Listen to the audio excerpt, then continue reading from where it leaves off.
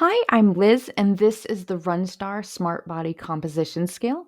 Thank you to the brand for sending this to me for this video. Here's what to expect when it comes to the design and everyday care.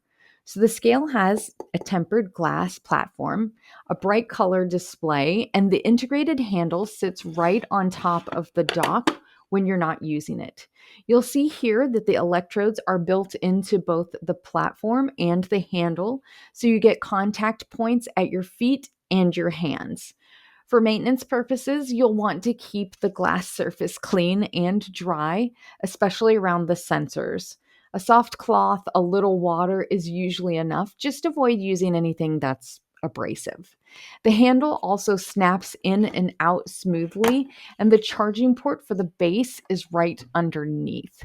Now, one thing to note is that, like most smart scales, it does need a flat, hard surface to measure correctly. So make sure that you're avoiding carpet when you're using this.